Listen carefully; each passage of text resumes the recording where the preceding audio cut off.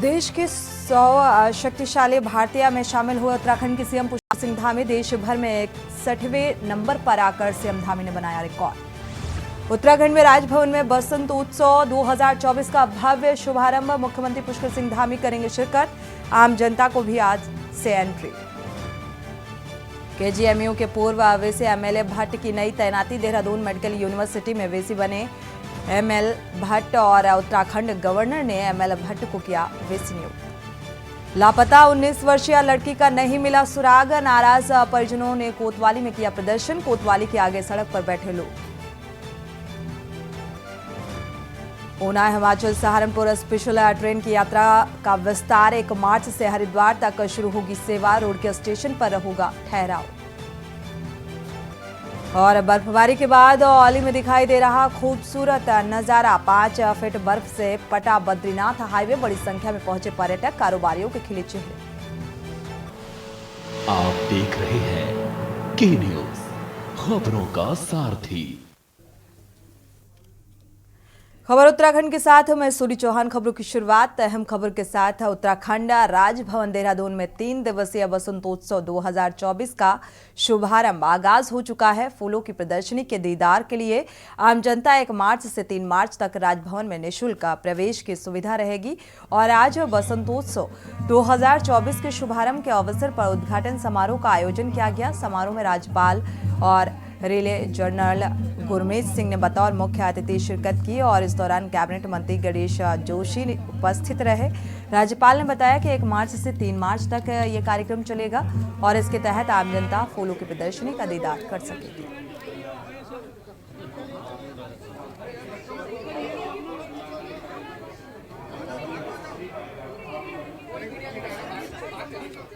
आज का जो वसंत उत्सव है, ये पर्व है। ये उत्तराखंड का सबसे बड़ा मैं कहूंगा पर्व है। और एक बात पक्की है कि उत्तराखंड सचमुच में पुष्प प्रदेश बन गया है।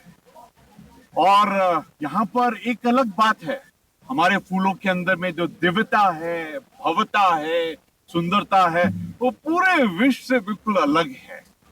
आज सबका, हर एक उत्तराखंडी का, हर एक भारतीय का उत्साह देखकर, उनका पुष्पों के साथ प्यार देखकर, उनका हनी के साथ प्यार देखकर, उनका प्रकृति के साथ प्यार देखकर बिल्कुल अलग ही एक आनंद आ रहा है। और मैं कहूंगा आज बहुत ही हम सब ने इकट्ठा होकर, पूरे परिवार ने इकट्ठा होकर आज एक डाक टिकट जारी किया है। वो थुनेर के बाद, वो थुनेर जो हमको औषधीय सहायता देता है बीमारियों में, कैंसर में। और प्रभु का, शिव जी का, वाहिगुरु का इतना आशीर्वाद है कि जो हमारे पुष्प हैं, जो हमारी जड़ी बूटियां हैं, वो पूरे विश्व में एकदम अलग है।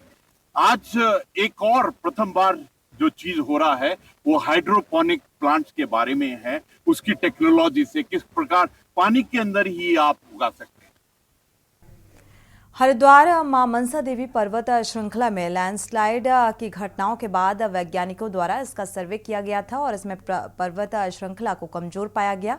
वैज्ञानिकों का रिपोर्ट के बाद शासन द्वारा हरिद्वार जिला प्रशासन की वो पर्वत श्रृंखला पर भूस्खलन रोकने को लेकर दिशा निर्देशित किया गया था। और बाद में हरिद्वार जिला प्रशासन भी हरकत में आया और जिलाधिकारी द्वारा संबंधित विभाग के अधिकारियों को मनसा देवी पर्वत श्रृंखला में लैंडस्लाइड रोकने के लिए स्थायी उपचार शीघ्रता से जल्द को लेकर आदेशित किया गया है। वर्षा काल में भूस्खलन ना हो सके, इसके लिए सिंचाई विभाग द्वारा डीपीआर के परीक्षण के लिए आईआईटी रुड़की, सिंचाई विभाग, लोनी व आपदा प्रबंधन और नगर निगम अधिकारियों ने संयुक्त स्थलीय निरीक्षण किया।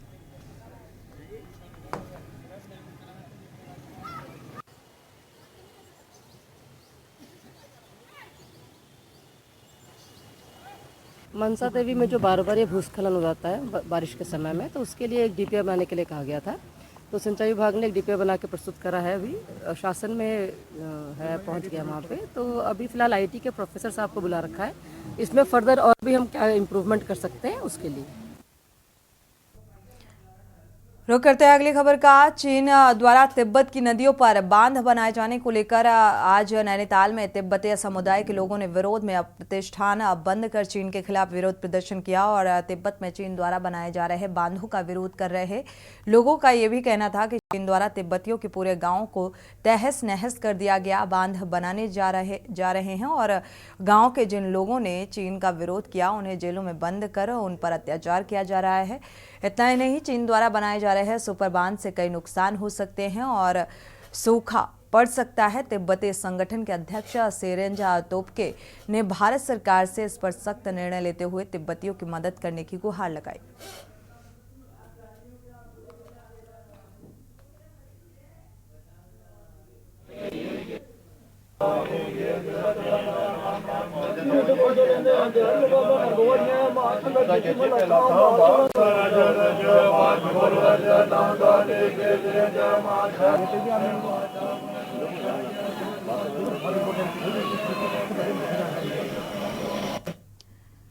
बढ़ते आगे, रुड़की में पुलिस की एक बड़ी लापरवाही सामने आई। एक लापता युवक की गुमशुदगी दर्ज होने के बावजूद उसका शव लावारिश समझकर दूसरे धर्म के रीति रिवाज के अनुसार अंतिम संस्कार कर दिया गया।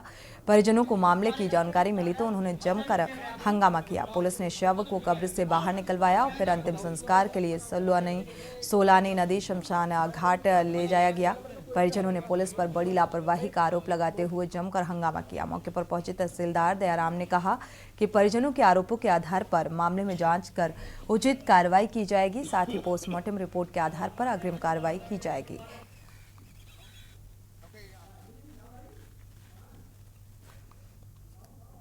शिवम शर्मा लड़का था 22 साल का और वो 13 तारीख को लापता हो गया था।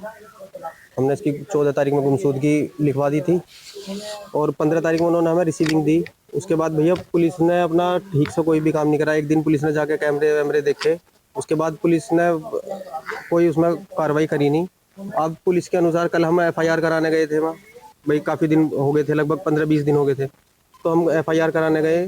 तो उसके बाद पुलिस वालों ने SHO साहब ने फ़ोन, मतलब जो आयु देख रहे थे उसको मामले को, उन्हें फ़ोन करा, उनसे मंगलोर फ़ोन करवाया तो मंगलोर वालों ने कहा कि हमें एक बॉडी मिली है। उसके बाद हमने शिनाख्त करी तो वो हमारी बॉडी थी। यदि इनके द्वारा ये मर्डर के आरोप लगाए जा रहे हैं, जो पोस्टमार्टम रिपोर्ट आएगी उसके अनुसार आगे कार्रवाई की जाएगी।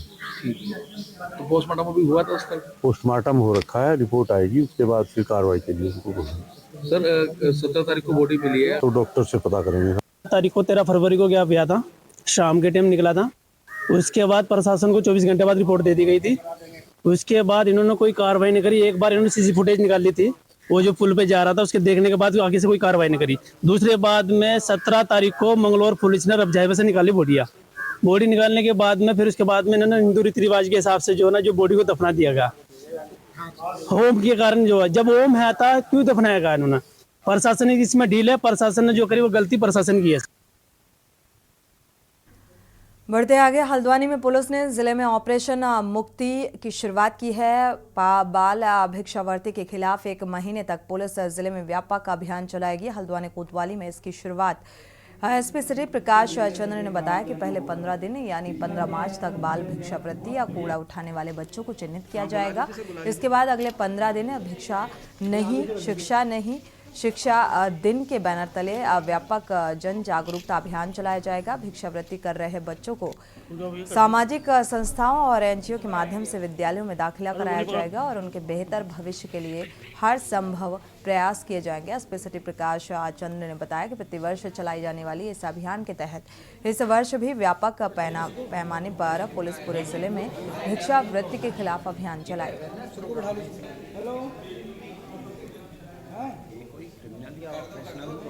देखिए, गत वर्ष भी अभियान चला था और इस वर्ष भी ये अभियान 1 माह का चलाया जा रहा है। आज इसकी लॉन्चिंग हुई है, जिसमें फर्स्ट फेज़ 1 से 15 तक हम बच्चों को चिन्हीकरण करेंगे और उनको रिहेबिलिटेट करने का प्रयास करेंगे, जिसमें आज हमने NGO और अपनी टीम और CWC के साथ मीटिंग की है और ये टास्क दिया है कि प्रतिदिन हम जितने बच्चे चिन्हित करेंगे उसकी सूचना हम इकट्ठा करेंगे। और सेकंड फेज़ में हम 16 से लेकर 31 मार्च तक इनके व्यापक प्रचार प्रसार, पब्लिक में एक अवेयरनेस प्रोग्राम चलाएंगे कि बच्चों को भिक्षा नहीं शिक्षा देनी है। बढ़ते आगे रुक करते हैं अगली खबर का। हल्द्वानी खेती किसानी में महिलाओं की हिस्सेदारी हमेशा से ज्यादा रही है और नैनीताल जिले में मोटा हल्दू की रहने वाली पूनम दुर्गापाल ड्रोन उड़ाने वाली जिले की पहली महिला किसान पायलट बनी और ड्रोन के माध्यम से खेतों में उर्वरक कीटनाशक दवाइयां छिड़काव कर रही हैं। और केंद्र सरकार की ड्रोन दीदी परियोजना के तहत महिलाओं को स्वरोजगार आत्मनिर्भर बनाने के लिए चलाई जा रही योजना के तहत इफ्को ने उत्तराखंड की 4 महिलाओं को निःशुल्क ड्रोन और ड्रोन संचालन के लिए गाड़ी उपलब्ध कराई। पूनम दुर्गापाल ने बताया कि किसानों के खेतों में उर्वरक छिड़काव के लिए प्रति एकड़ 300 रेट रखा गया है ताकि ड्रोन को लाने ले जाने के लिए इफ्को ने कैरी वाहन और जनरेटर भी उपलब्ध कराया। ड्रोन की खासियत ये है कि 10 मिनट में करीब 1 एकड़ फसल पर कीटनाशक और उर्वरक का छिड़काव कर सकता है और इसके अलावा एक दिन में 20 एकड़ तक छिड़काव करने की क्षमता है और इसमें कैमरा भी लगाया गया है जिससे कि काम करने के दौरान तस्वीरों को साफ देखा भी जा सकता है कि इन तस्वीरों में वीडियो और फोटो भी खींची जा सकती है।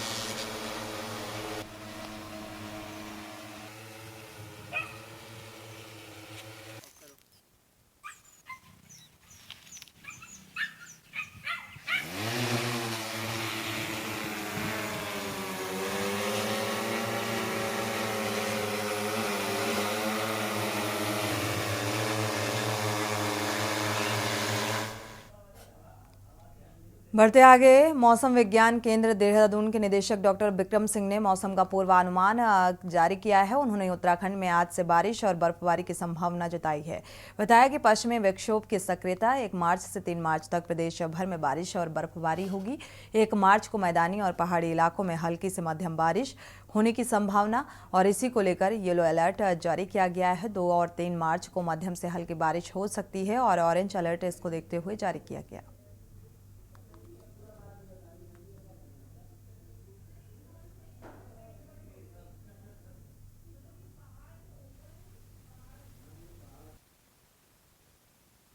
नमस्कार, मैं विक्रम सिंह, निदेशक मौसम केंद्र देहरादून से। उत्तराखंड के लिए मौसम की बात 1 तारीख की शाम रात से जो है जो एक्टिविटी है, आप ये कह सकते हैं कि ज़्यादातर जगहों में प्रदेश में वो रहेंगी। विशेषकर जो हमारे हिल्स में या जो अंदर के डिस्ट्रिक्ट है, उत्तरकाशी, चमोली, पिथौरागढ़, रुद्रप्रयाग, बागेश्वर, तो इनमें जो है जहाँ ज़्यादातर जगहों में हल्की से मध्यम बारिश मिलेगी।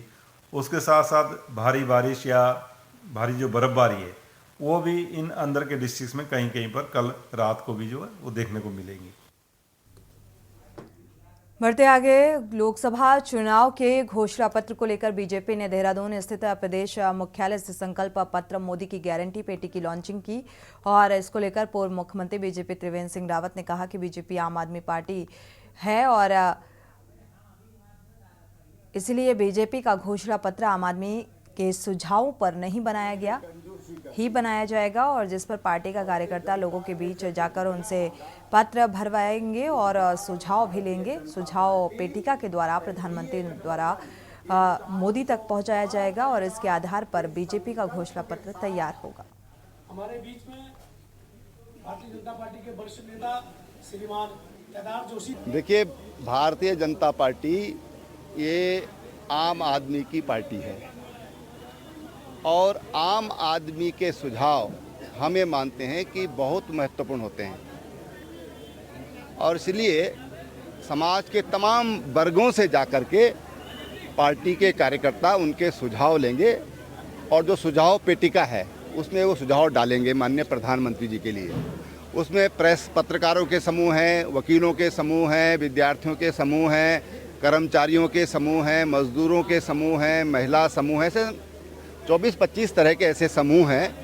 उनसे बातचीत करके और उनसे प्रपत्र भरवाया जाएगा और फिर उसके आधार पर जो संकल्प 2024 जो होगा वो उन सुझावों के आधार पर भारतीय जनता पार्टी बनाएगी। खबर लक्सर से है, जहां किशोरी को लेकर 2.5 साल से फरार पथरी थाना क्षेत्र के युवक को पुलिस ने कलियर से गिरफ्तार कर लिया। किशोरी भी मिल गई है। आरोपी को कोर्ट में पेश कर जेल भेज दिया गया है। आरोपी की गिरफ्तारी पर पुलिस ने 5,000 रुपये का इनाम रखा। एसएसआई अलग से मनोज गौरेला ने बताया कि पथरी के इब्राहिमपुर निवासी युवक आकाश की एक गांव निवासी किशोरी से बातचीत थी और किशोरी को अपने प्रेम जाल में फंसाया और सितंबर 2021 से लेकर फरार था। किशोरी के परिजनों की तहरीर पर अपहरण का मुकदमा दर्ज कराया गया और पुलिस ने उसे ढूंढने की कोशिश की, लेकिन वो नहीं मिली और अपने पुराने मोबाइल का प्रयोग भी किया जा रहा था, ना ही अपने परिजनों दोस्तों से संपर्क में था। पुलिस उसे ट्रेस कर रही थी लगातार। बुधवार शाम सूचना मिली कि आरोपी पीड़िता को लेकर कलियर आया हुआ है और लक्सर पुलिस ने आरोपी को गिरफ्तार कर कोर्ट में पेश किया है। निकलवा रखी यहाँ से।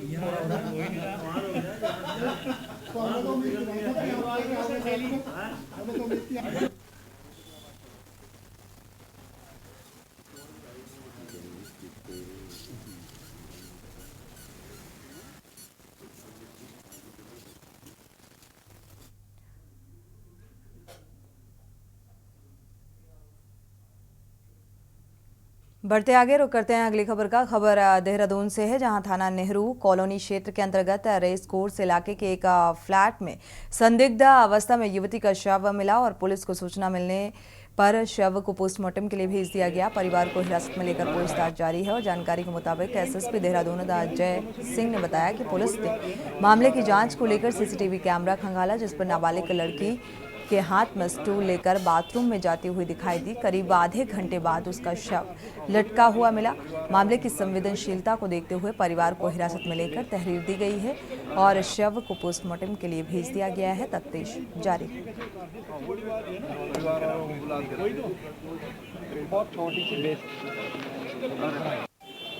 ये लोग फैमिली बिहार के रहने वाली है और यहाँ पर एक दूसरा फैमिली जिनके यहाँ पर ये काम करती थी, वहीं रहती थी वो, और उनके 2 बच्चे उनकी केयर टेकर के रूप में काम करते थे। और इसमें इनकी जो वाइफ हैं जो उषा जी की, वो टीचर हैं, स्कूल में पढ़ाती, बाकी इनका बिजनेस अपना। और आज घर की शिफ्टिंग कर रहे थे नीचे की फ्लोर से ऊपर की फ्लोर पर। और ये जो नाबालिग लड़की थी वो करीब 1 घंटे तक नहीं दिखाई दी। जब उन्होंने देखा तो बाथरूम का दरवाज़ा खुला था और एक कपड़े के सहारे स्टूल लगाकर उसने हैंगिंग करी थी। इस पर तत्काल उन्होंने उतारा और उसके साथ जो ड्राइवर और जो घर में काम कर रहे थे उनको लेकर वो अस्पताल पहुँचे, लेकिन वहाँ ब्रॉड डेड होने के बाद इन्होंने पुलिस को सूचना दी। सूचना के उपरांत जो हमारी फील्ड यूनिट है अधिकारीगण ने निरीक्षण किया और इसके बाद वहाँ की अभी सीसीटीवी फुटेज भी देख ली तो 9:37 पर जो बालिका है वो एक हाथ में स्टूल लेकर प्लास्टिक का बाथरूम के अंदर जाते हुए दिखाई दे रही है। और करीब 40-50 मिनट बाद जो है जब इन्होंने तलाश की कि लड़की नहीं दिख रही है, तब उनको इस तरह से लटकी हुई मिली। उत्तराखंड में पहाड़ की अब तक की सभी सरकारें पहाड़ के विकास के दावे तो बहुत करती आई, लेकिन धरातल पर ऐसा होता नजर नहीं आया। और ऐसा ही कुछ धामी सरकार के आर्थिक सर्वेक्षण के सदन में पेश हुई रिपोर्ट में सामने आया, जहां प्रति व्यक्ति आय में मैदान से 1 दशक पीछे पहाड़ चला गया। रिपोर्ट के अनुसार पहाड़ के जिलों की प्रति व्यक्ति आय आज के समय में जो है मैदान के जिलों में 1 दशक पहले थी। क्या है आर्थिक सर्वेक्षण की रिपोर्ट और क्या है सियासी बवाल, देखिए इस रिपोर्ट के जरिए।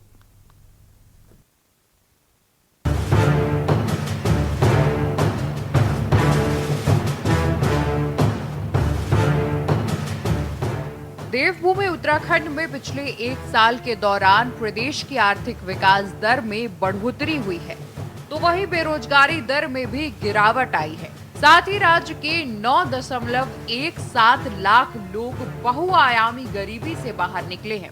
ये खुलासा 2023-24 के आर्थिक सर्वेक्षण से हुआ है। इस अवधि में बेरोजगारी दर में भी गिरावट दर्ज की गई है। धामी सरकार ने विधानसभा के पटल पर ये रिपोर्ट रखी। रिपोर्ट के मुताबिक उत्तराखंड राज्य की आर्थिक विकास दर 2023-24 में 58% होने का अनुमान है। इसके साथ ही राज्य की प्रति व्यक्ति आय में 12.64% बढ़ोतरी की भी संभावना जताई गई है। रिपोर्ट के मुताबिक राज्य में उद्योग 5 गुना जबकि निवेश 20 और नौकरियां 8 गुना तक बढ़ी हैं। रिपोर्ट के मुताबिक राज्य की बेरोजगारी दर घटकर 4.9% हुई है। पिछले वर्ष राज्य की बेरोजगारी दर 4.8% थी, जो अब घटकर 4.9% रह गई है। वहीं आर्थिक सर्वेक्षण की रिपोर्ट के बाद पक्ष विपक्ष के आरोप प्रत्यारोप शुरू हो गए हैं। देखिए, आर्थिक सर्वेक्षण हो चाहे कर्ज का बोझ हो, ये सब खुली किताब की तरह सदन में प्रस्तुत है। कर्ज का बोझ बढ़ रहा है। 2017 तक 35,000 करोड़ का कर्ज राज्य को था। अब यह कर्ज बढ़कर 1,05,00,000 2022 तक था और मैं समझता हूँ कि कर्ज और आगे बढ़ने जा रहा है, जो इस प्रदेश के लिए बहुत चिंतनीय भी है और डबल इंजन की सरकार है।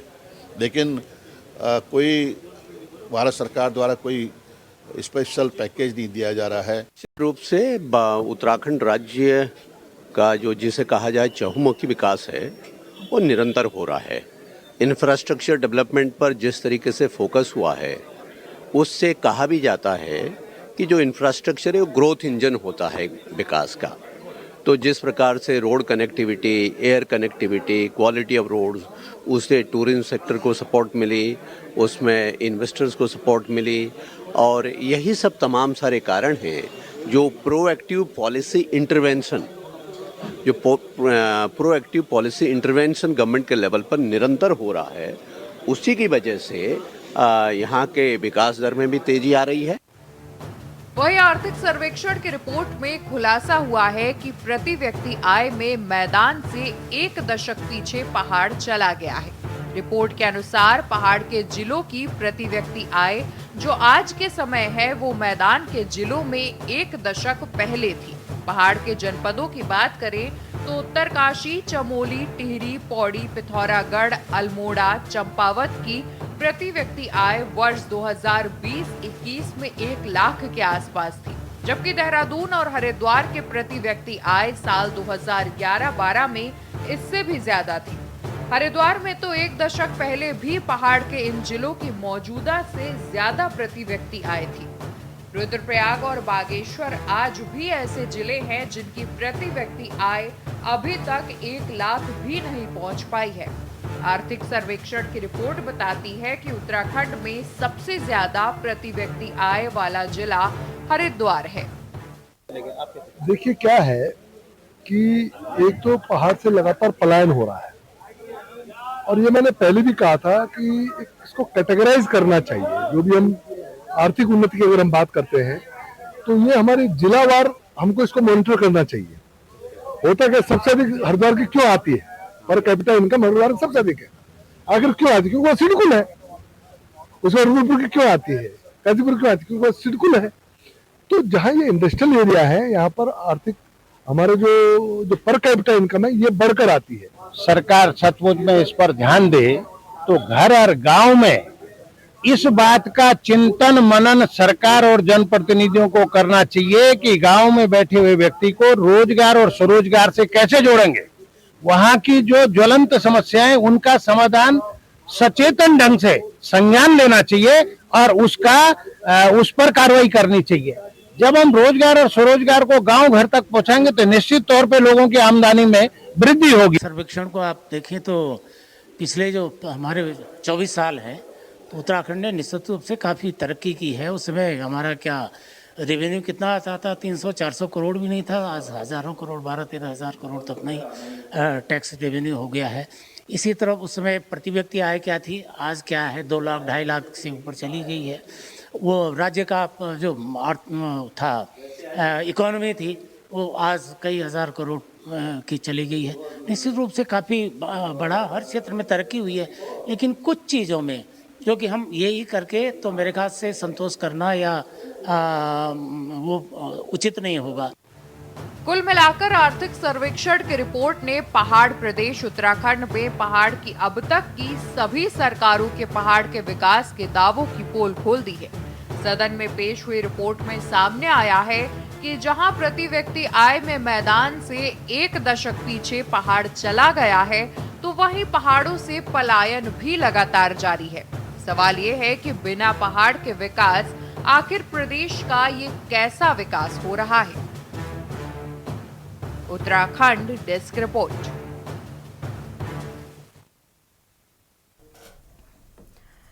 बढ़ते आगे, उत्तराखंड हाईकोर्ट ने पति पत्नी के बीच तलाक के दौरान बच्चों की परवरिश पर पड़ने वाले कुप्रभाव के संबंध में दायर जनहित याचिका पर सुनवाई करते हुए केंद्र सरकार से 6 मार्च तक स्थिति स्पष्ट कराने के साथ ही याचिकाकर्ता से इस संबंध में और आंकड़े उपलब्ध कराने को कहा है। मामले की सुनवाई के लिए कोर्ट ने 6 मार्च की तिथि नियत की है।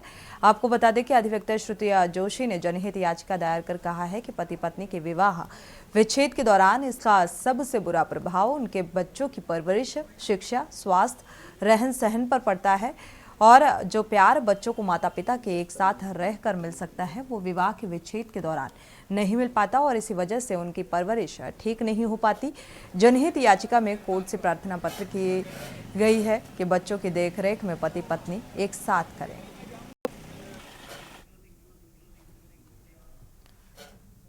इसी के साथ बुलेटिन में फिलहाल बस इतना ही। आगे खबरों के लिए आप देखते रहिए के न्यूज़ इंडिया।